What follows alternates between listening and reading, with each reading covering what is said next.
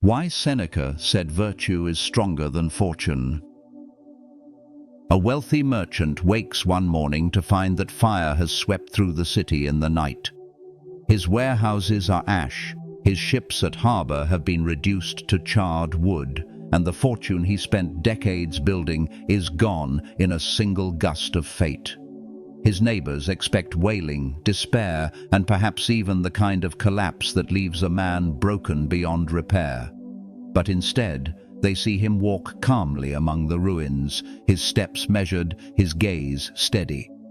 He does not curse the gods, nor does he clutch the earth in grief. He simply says, "What I possessed was never mine. It belonged to fortune.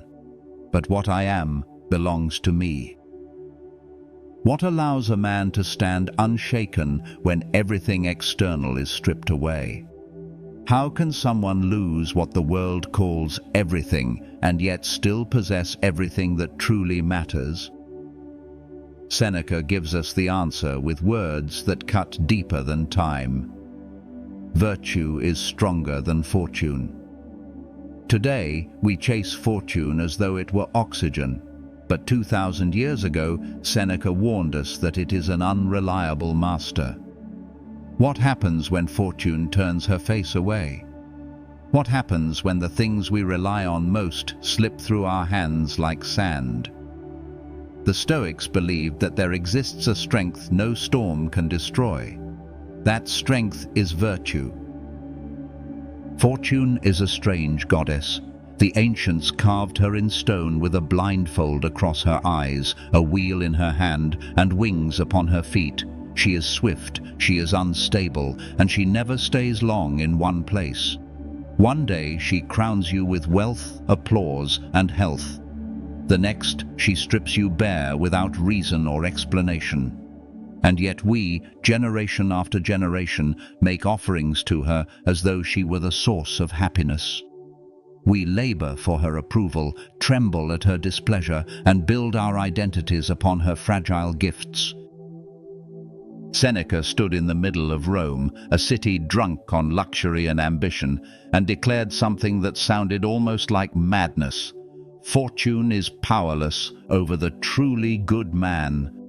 The world listened with confusion, because everywhere men and women were chained to the dice roll of chance, political rise and fall, inheritance, the gossip of the crowd, the unpredictable turn of illness or disaster.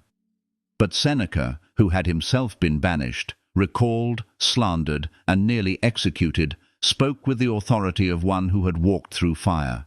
He knew what fortune could do, but more importantly, he knew what she could not. She could take away wealth, but not wisdom. She could end health, but not courage. She could soil reputation, but not integrity. Why does this matter for us now? Because we live in an age where fortune wears new costumes. She appears in the form of careers, bank accounts, digital followers, reputations built on fragile networks. She promises joy and peace if only we can gather enough, hold enough, achieve enough. And just as swiftly, she snatches it all away. A lost job, a market collapse, a scandal, a sickness, a betrayal. We discover that what we thought was solid ground was nothing more than shifting dust. This is why Seneca's wisdom still pierces across centuries. If our peace rests upon fortune, then our peace is doomed to perish with her whims. But if our peace rests upon virtue, then we carry within us a fortress unshaken by the storms outside. To study this teaching is not mere philosophy. It is survival. It is freedom. It is learning how to live in a world where nothing is secure and yet to stand secure ourselves. So the question for us is simple, but also profound. Will we live as slaves of fortune or as masters of ourselves? When we hear Seneca declare that virtue is stronger than fortune, we might be tempted to dismiss his words as idealistic, the musings of a philosopher untouched by the brutality of real life. Yet Seneca lived in one of the most volatile and dangerous periods of Rome's history, and his own story gives weight to every syllable he wrote. He was born into privilege, yes, but his life was anything but secure. He saw Rome ruled by emperors whose moods could shift like storms. He was banished to the barren island of Corsica for years, separated from friends and family, stripped of his position.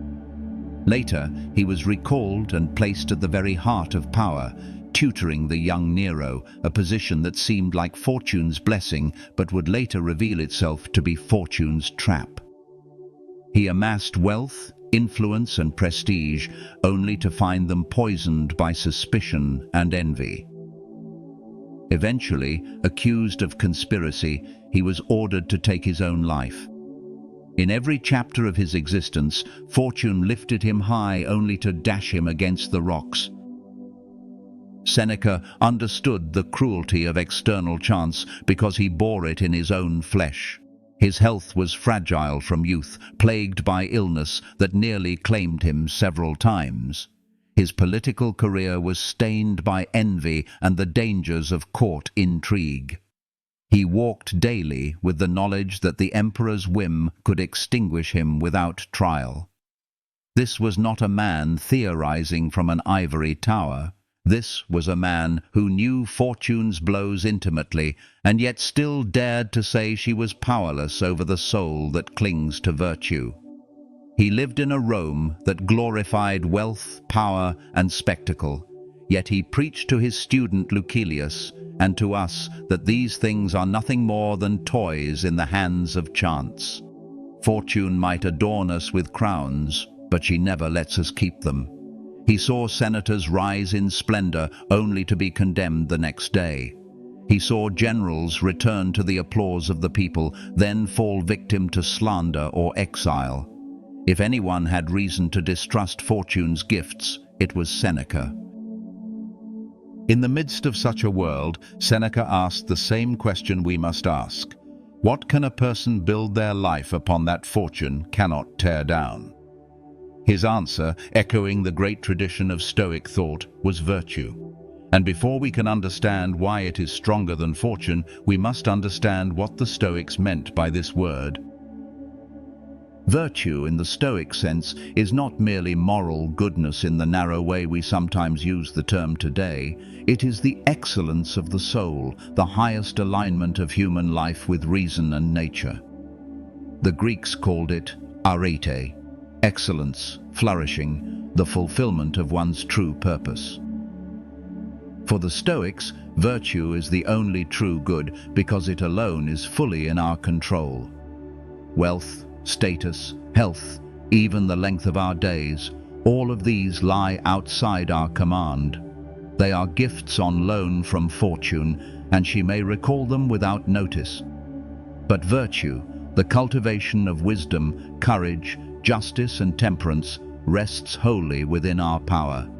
No emperor can seize it, no exile can strip it, no illness can infect it. It is ours if we choose it.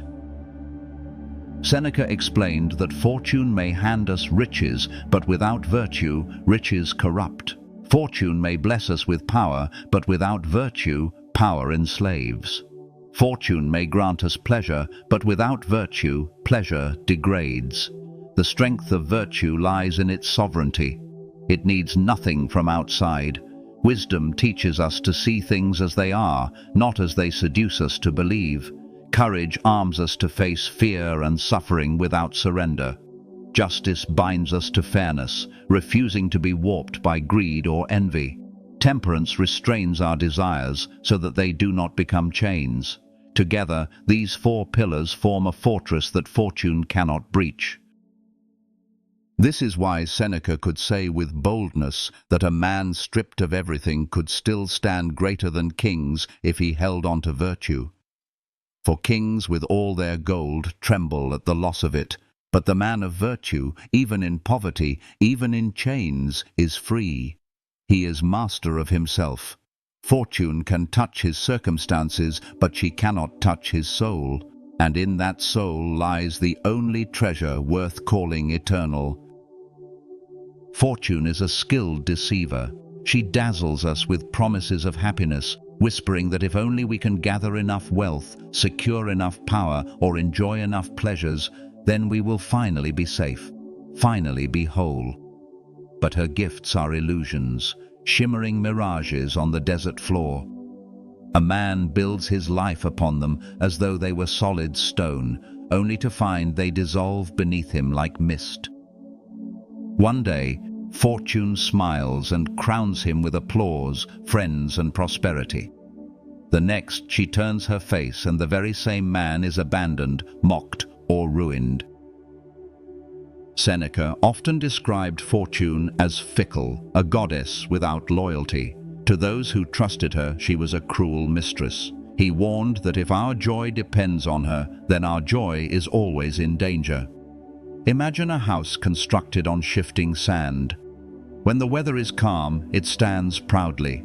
But the moment the storm strikes, its foundation betrays it, and collapse is inevitable. So too is the life built upon external things. Fortune grants health today, but illness tomorrow. She bestows wealth in youth, then strips it away in old age. She gives friends only to scatter them with rumor or betrayal. And worst of all, she deceives us into believing her gifts are permanent when they were never ours to keep. This is why Seneca was relentless in teaching that fortune has no true power except what we lend her. She cannot give happiness, for happiness is not found in possessions. She cannot give peace, for peace is not rooted in the applause of others. She cannot give security, because what she gives today, she steals tomorrow. All she can do is distract us with trinkets, and if we build our lives around them, then we condemn ourselves to a constant cycle of fear and grief. The man who ties his identity to fortune's gifts must tremble at every rumor, every decline, every shadow of loss. Fortune does not enslave us by force, but by the chains we forge from our own desires. And yet, there is another way. For though fortune is fickle, virtue is steadfast. Virtue is not the house built upon shifting sand, but the solid rock that endures every storm. It is the treasure buried in the soul that no thief can steal, no tyrant can confiscate, no fire can consume. Virtue is stronger than fortune because it is self-made, self-sustained, and self-possessed. When Seneca speaks of virtue as inner strength, he is describing a fortress that exists within each of us. Fortune attacks from without, but virtue defends from within. Wisdom trains the mind to see fortune's gifts for what they are, temporary, fragile, not to be trusted. Courage arms the heart to endure when those gifts are taken. Justice ensures that even when fortune tempts us with selfish gain, we remain upright and fair. Temperance teaches us to enjoy what comes without clinging to it, so that when it departs, we are not torn apart with it. History gives us examples of this strength in living color. Socrates, condemned to death by his city, drank the hemlock with serenity because he knew that virtue was untouchable by the court's decree. Cato, surrounded by enemies and betrayed by fortune at every turn, chose to die free rather than live enslaved to Caesar's will. Seneca himself, ordered by Nero to end his life, opened his veins calmly, speaking wisdom to his disciples until the end. These men did not escape fortune's blows, they suffered them fully. But fortune could not master them because they had already mastered themselves. Virtue does not promise that misfortune will not come. It promises that when misfortune comes, it will not break us. A tree with shallow roots is torn up by the storm, but one with roots deep in the earth bends and endures.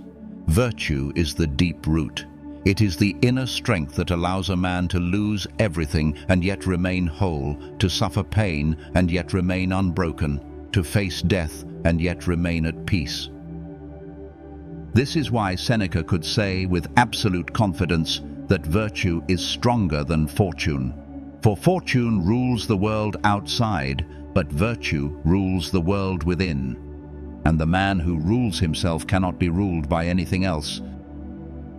Seneca did not only speak of misfortune as something to endure, he spoke of it as something to welcome. To most people, this sounds absurd. Who would willingly embrace hardship, exile, sickness, or poverty? Yet Seneca reminds us that misfortune is not the enemy of virtue, but its greatest ally, for only in hardship can the strength of the soul be revealed. He writes to Lucilius that no man is crushed by fortune unless he has first been deceived by her. If we believe fortune is the source of happiness, then when she abandons us, despair will follow. But if we know from the start that her gifts are unstable, then when they are taken, we lose nothing essential.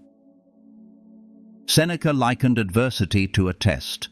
Just as the soldier proves his courage not in times of peace, but in the heat of battle, so the philosopher proves his wisdom not when the world is calm, but when it rages. The man who has never faced misfortune cannot claim to know his own strength.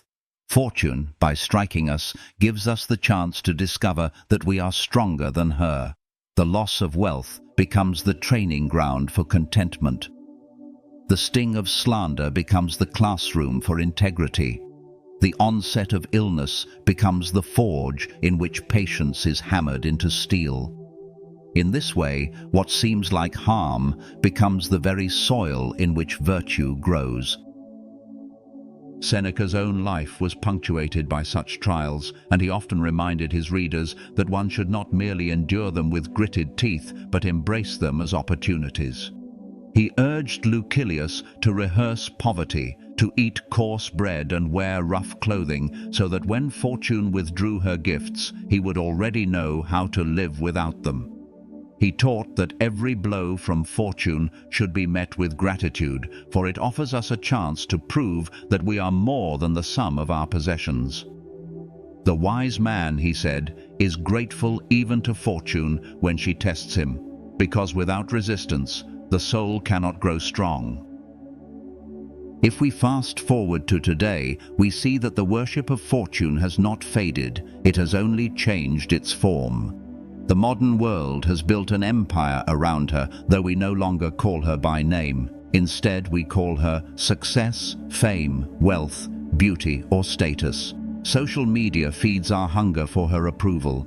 We measure ourselves by followers, likes, salaries, and possessions, chasing after the next symbol of fortune's favor. We convince ourselves that happiness lies just beyond the next promotion, the next purchase, the next recognition. But just like in ancient Rome, fortune remains a fickle goddess. She raises influencers to the heights of adoration and drops them into obscurity overnight.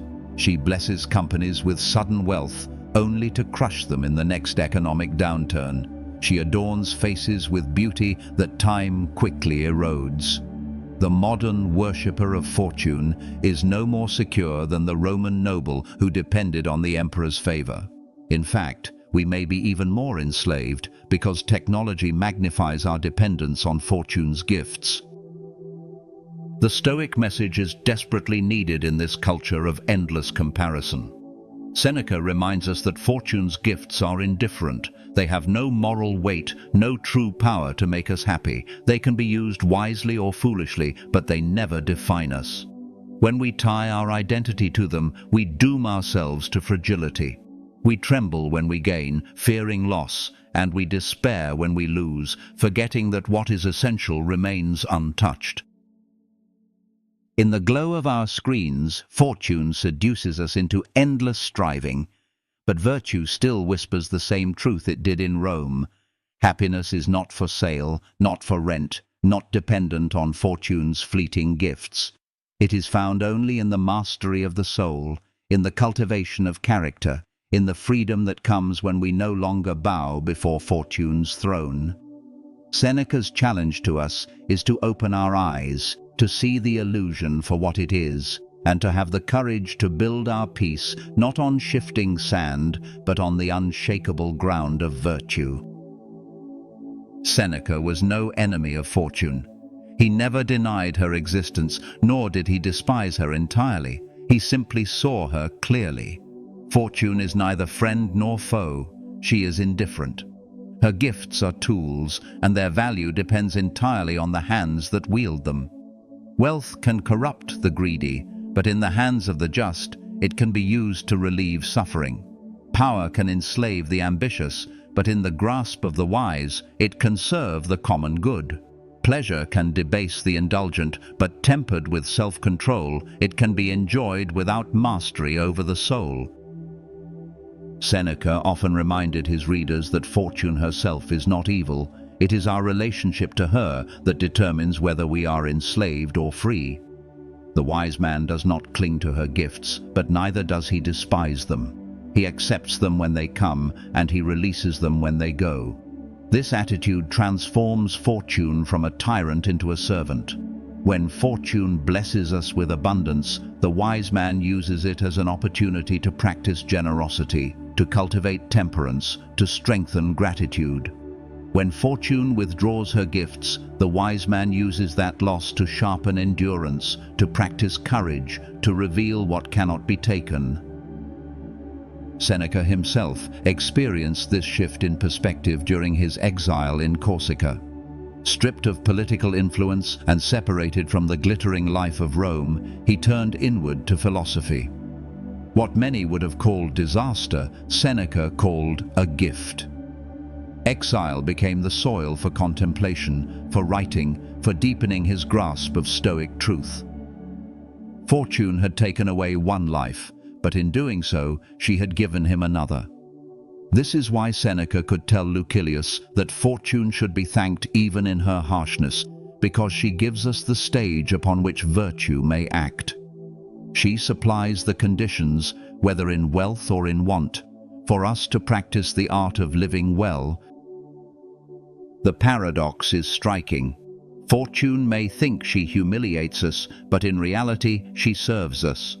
Every shift in her wheel, every blow she delivers, every gift she offers is raw material.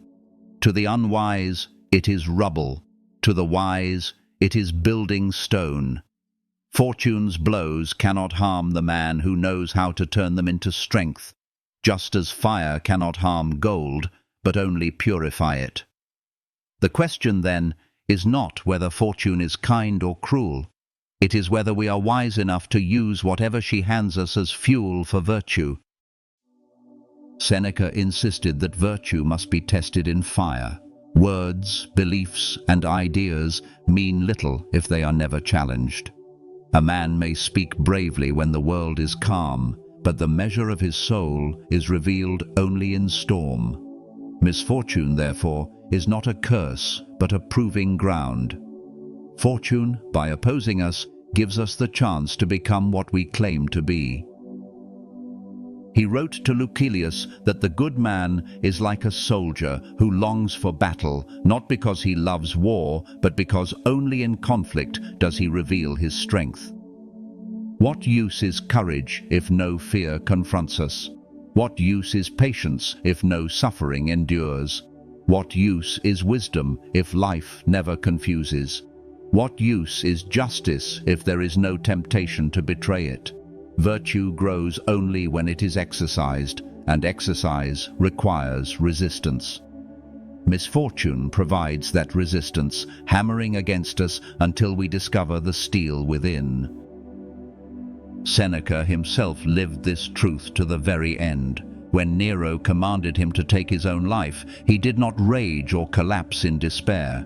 Instead, he calmly consoled his friends, reminded them of the teachings they had studied together, and accepted death as the natural course of life. In that moment, misfortune became the arena in which his virtue shone brightest. He showed Rome and us that fortune could strip him of life itself, but could not strip him of the way he chose to meet it. This is why Seneca warned against the soft life, the life cushioned against every trial. Comfort dulls the soul, ease breeds weakness, but hardship sharpens, refines, strengthens. Virtue cannot be proven on feathered pillows, it must be proven under the weight of trial. Just as the flame tests the strength of metal, misfortune tests the strength of a person. And in that testing, if we stand firm, we discover the truth that fortune never intended us to know. She has no power over us at all. Virtue is not broken in the fire, it is revealed. Seneca did not leave us with abstract encouragement alone. He gave us a framework to stand firm against fortune's assaults.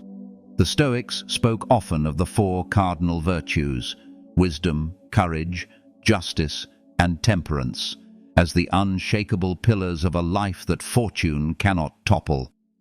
Each one is a weapon, a shield, a discipline that transforms the way we face both prosperity and adversity.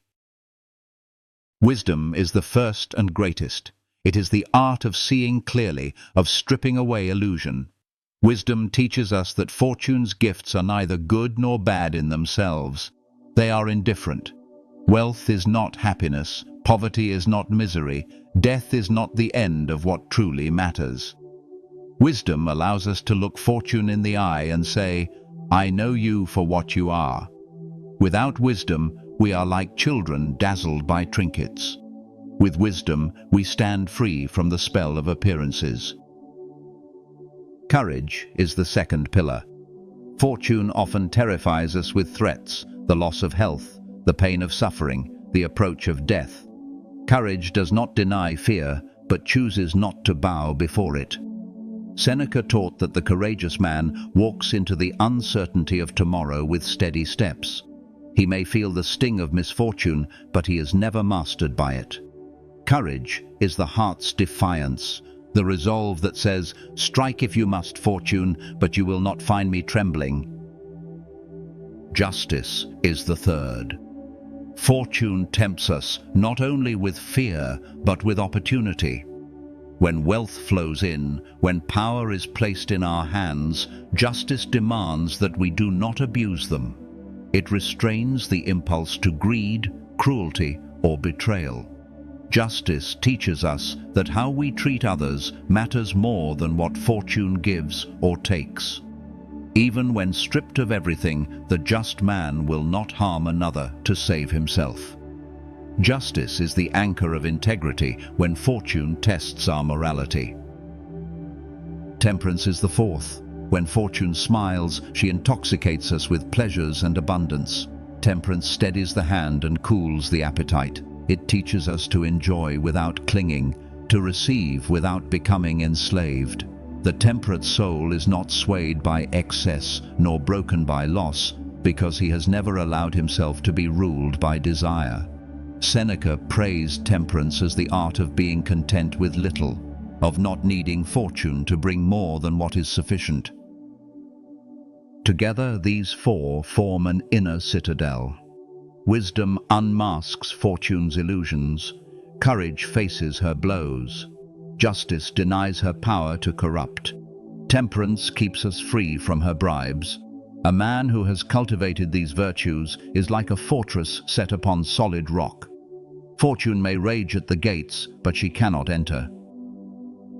And so, in the eyes of Seneca, fortune becomes almost pitiful when confronted with such a soul. For what can she do against one who fears nothing, needs nothing, and desires nothing beyond the command of his own reason? Fortune thrives on dependency. She whispers promises of joy, and those who depend on her cling in fear. She threatens loss, and those who are enslaved to her tremble. But when she confronts virtue, she finds herself powerless. Personify her for a moment, as the Romans did. Picture fortune approaching a man who has cultivated virtue. She tries to tempt him with gold, but he does not bow.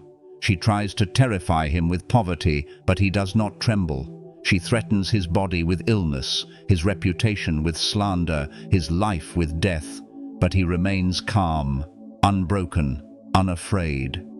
Fortune rages louder, yet each attempt reveals her impotence. In the end, she is humiliated, for virtue has robbed her of her only weapons. Seneca tells us that fortune fears the wise man. She fears him because he has discovered the one truth that strips her of dominion. She cannot touch what is essential. She can toss the ship, but she cannot sink the captain's will. She can darken the sky, but she cannot extinguish the light of reason within. She can take away every external gift, but she cannot force the soul to surrender. Virtue is stronger than fortune because it denies her victory at every turn. The man who has mastered virtue has already won. He cannot be bribed, cannot be broken, cannot be corrupted. To fortune, such a man is untouchable. To himself, he is free. And freedom is the greatest prize that fortune, for all her tricks and treasures, can never grant. Seneca often reminded his readers that everything fortune gives us is only on loan. Wealth, health, reputation, even the people closest to us, all of it is borrowed property, entrusted to us for a time but never guaranteed. Fortune lends these things with one hand and takes them back with the other, often without warning, often without reason. This is why those who mistake borrowed goods for permanent possessions live in constant fear. They clutch what was never truly theirs, and when it is reclaimed, they grieve as if robbed. Virtue, however, is never borrowed. It is earned. It is cultivated by the discipline of the soul, grown by choices forged in hardship. Fortune can repossess her loans, but she cannot repossess what we have made within ourselves. Wisdom is not given by fortune, nor is courage, nor justice, nor temperance. These belong to us by our own labor, and once gained, they cannot be taken away by exile, poverty, sickness, or even death. Virtue is not fragile like wealth or status. It is a possession as enduring as the soul itself. Seneca compared fortune's gifts to money kept in a bank that may collapse overnight. A man who believes himself rich is devastated when the bank doors close and the vaults are empty. But the man who invests in virtue is never poor. For his treasure is kept where no thief can steal, no empire can confiscate, no fire can consume. Fortune can make us beggars in an instant, but she cannot make us base, cowardly, or unjust unless we surrender. That is why Seneca said the wise man is richer than the wealthiest king, for his wealth is truly his own. In our world today, the illusion is the same. We tell ourselves we own our careers, our homes, our reputations. Yet all of these can be stripped in a single accident, a sudden betrayal, an economic collapse. What we think we own is only rented space from fortune. The only thing that remains ours is the way we choose to live, the character we cultivate, the virtue we embody. Fortune's wealth is temporary currency. Virtue is eternal gold. There is another gift fortune cannot provide, no matter how generous she appears: peace. Look at the lives of those who seem most blessed by her: kings, emperors, billionaires, men and women who swim in her abundance. Yet history and the present both reveal the truth. They are restless, often fearful, always grasping for more. Fortune can give crowns, but she cannot give rest to the heart. She can load a man's table with delicacies, but she cannot satisfy his hunger for meaning. She can flood him with pleasures, but she cannot soothe the anxiety that gnaws in the night. Seneca contrasted this with the peace of the virtuous man. He may sleep on a rough bed, but he sleeps soundly. He may eat a simple meal, but he eats without fear of loss. His reputation may be slandered, his wealth may be gone, but within himself he carries a calm that kings envy. This peace is not dependent on what fortune supplies, because it is not tied to her at all. It comes from knowing that nothing essential can be stolen, from living in harmony with reason, from being master of one's own desires and fears. Even in Rome, Seneca saw nobles who had everything the world admires, yet lived as slaves to anxiety. They feared assassins, rivals, public disgrace. They clung to their riches like drowning men clinging to driftwood. And then he saw poor men, unknown to the world, walking with serenity through the same streets. because they had learned to root their lives not in fortune, but in virtue. Seneca declared that it is better to possess a calm mind than to possess empires. For what use is the world if you cannot enjoy it in peace? Virtue gives the one gift fortune cannot imitate, a peace that endures through gain and through loss. The poor man with virtue may be despised by the crowd, yet he is freer than the emperor who fears tomorrow. Fortune's peace vanishes the moment her wheel turns. Virtue's peace stands unshaken, a fortress built not on circumstance, but on the unbreakable foundation of the soul. Seneca never advised that we should simply wait passively for fortune's blows and hope to endure them when they come. Instead, he urged constant preparation of the mind, a training of the soul for adversity long before it arrives. The Stoics called this premeditatio malorum, the meditation on evils. By rehearsing the possible misfortunes of life, we strip them of their power to surprise us. Fear thrives on shock, on the suddenness of loss. But if we have already imagined it, walked through it in thought, accepted it as part of the human lot, then when it comes, it does not crush us. Seneca encouraged Lucilius to practice poverty for a few days each month, to eat coarse bread, to wear rough clothing, to live as though fortune had abandoned him. In this way, when poverty actually arrived, it would not terrify him, for he had already proven that he could endure it. He urged his readers to consider the loss of possessions, the death of loved ones, the approach of illness and age, not to dwell in misery, but to be armed against despair. For what is more foolish than to be shocked by what is inevitable? Death will come, loss will come, pain will come. The wise man meets them not with surprise, but with readiness. In our own time, this exercise is no less vital. We live in a world where fortune changes swiftly. Jobs vanish, economies collapse, health falters, relationships dissolve. Most people are unprepared, caught off guard, shattered by events they never considered. But if we train our minds in advance, rehearsing adversity, then when fortune strikes, we can stand firm. We do not rejoice in suffering, but neither are we broken by it. We have already stripped it of its sting. Preparation is not pessimism. It is the highest form of courage. To imagine loss is not to call it into being, but to practice the strength to endure it.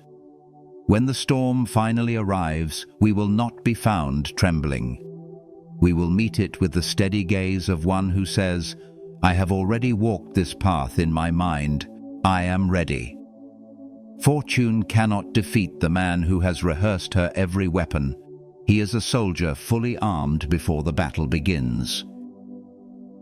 And in this preparation lies the ultimate transformation.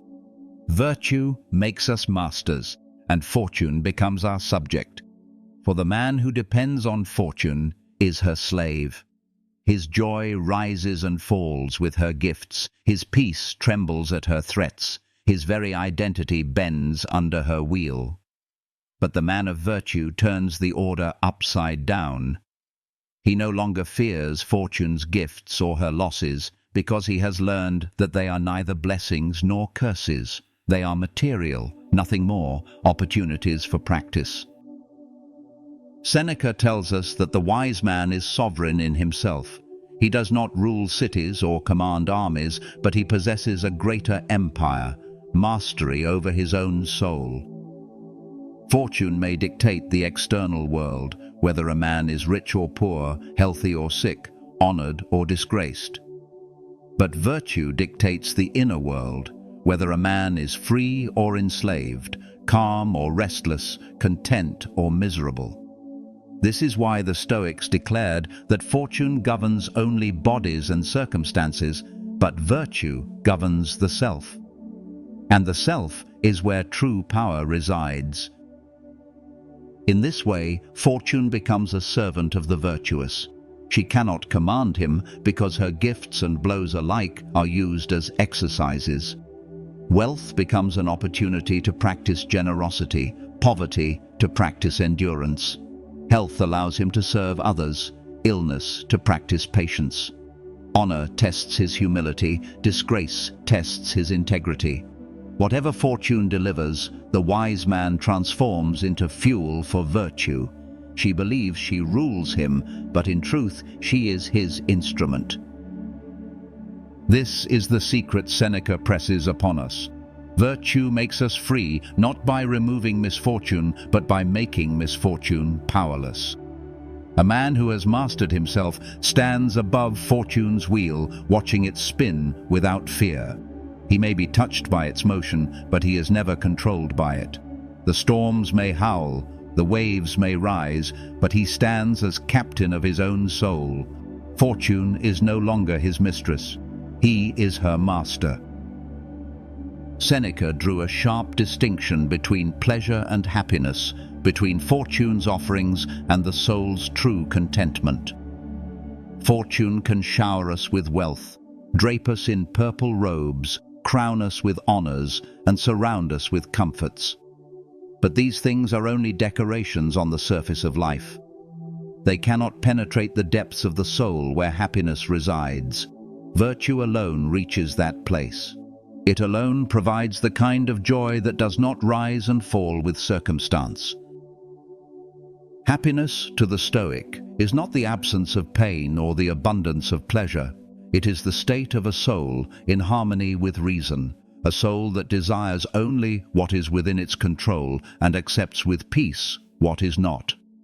Seneca insisted that a poor man with virtue is happier than a rich man enslaved by fear.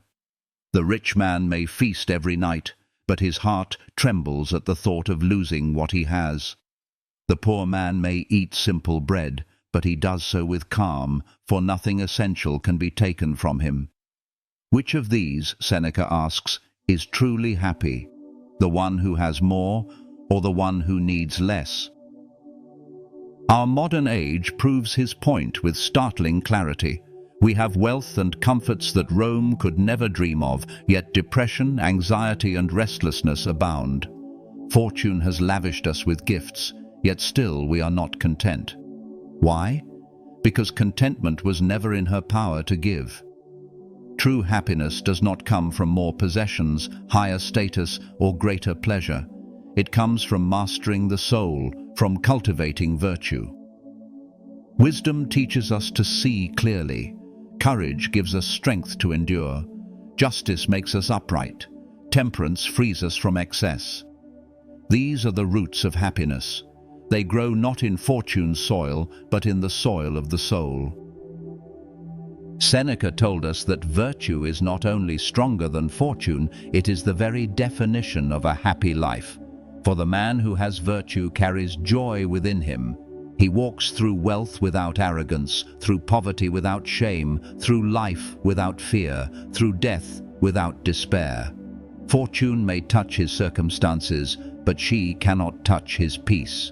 This is the kind of happiness the world cannot give, and the kind it cannot take away. Centuries have passed since Seneca's words were written, yet they continue to echo with power. Rome has fallen, empires have risen and collapsed, but the truth he taught remains as solid as ever. Leaders, philosophers, and ordinary men alike have drawn strength from his reminder that virtue, not fortune, determines our freedom. His writings survived not because they offered easy comfort, but because they offered hard truth, the kind of truth that anchors a soul in a world that never stops shifting. The legacy of Seneca's wisdom is not confined to dusty pages. It lives wherever a person chooses integrity over corruption, courage over fear, temperance over indulgence, wisdom over ignorance. It lives when a man loses everything, yet refuses to lose himself. It lives when a woman stands firm in adversity, proving that her peace was never chained to circumstance. His words survive because they name something universal. Fortune will always change, but virtue is always possible. We can see this legacy in those who carried his teachings forward. Marcus Aurelius, Emperor of Rome, kept Seneca's wisdom close at heart. reminding himself in his meditations that fortune governs nothing essential. Modern thinkers, leaders, and seekers of meaning have turned to Seneca's letters and essays in times of personal crisis, finding in them not just philosophy, but a map for survival. His influence endures because the problem he addressed, our slavery to fortune, still enslaves us today. And so the question remains, as urgent now as it was in Rome: what will we build our lives upon? If we build upon fortune, we build upon shifting sand. If we build upon virtue, we build upon solid rock. Seneca's legacy calls us not to admire his words, but to embody them, to stand firm in a world of uncertainty, to live as men and women who know that fortune cannot give us happiness and therefore cannot take it away. This is the inheritance he leaves us, the knowledge that virtue is stronger, always stronger, than fortune. We have walked through the heart of Seneca's wisdom and seen how fortune, though powerful in appearance, is weak in reality. She dazzles us with gifts but cannot give us peace. She threatens us with loss but cannot touch our character. She commands the world outside, but she has no dominion over the world within. Virtue alone, cultivated deliberately and lived daily, is stronger than any storm fortune can unleash. The challenge, then, is not to admire this truth from a distance, but to make it the foundation of our own lives. Ask yourself honestly, where does your peace rest? Is it in your wealth, your reputation, your health, your plans? If so, then your peace is fragile, for all of these belong to fortune, and fortune lends nothing permanently. Or is your peace rooted in wisdom, courage, justice, and temperance, in the unshakable fortress of virtue? If so, then you are free, because no thief, no tyrant, no disaster can steal what is yours. Seneca does not call us to despise fortune, but to see her for what she is, an unreliable guest, a temporary companion, a force that may bless or wound without warning.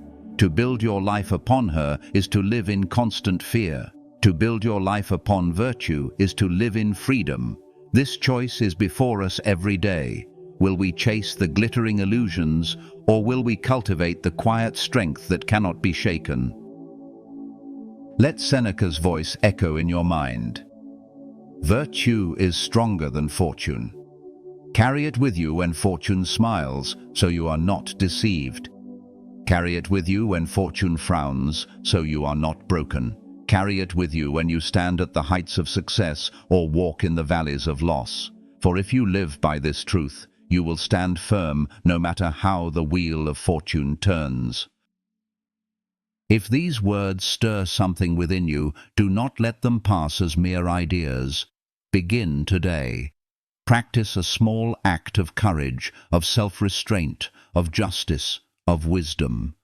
Build slowly the citadel of virtue within your soul, and when fortune comes knocking, whether to bless or to strike, you will discover that she holds no power over you. You will stand free. If you found strength in this message, share it with others who wrestle with fortune's grip. Subscribe, reflect, and return often, for the path of virtue is not walked in a single day, but cultivated across a lifetime. And as we walk it together, may we prove by our lives what Seneca taught by his words, that virtue is stronger, always stronger, than fortune.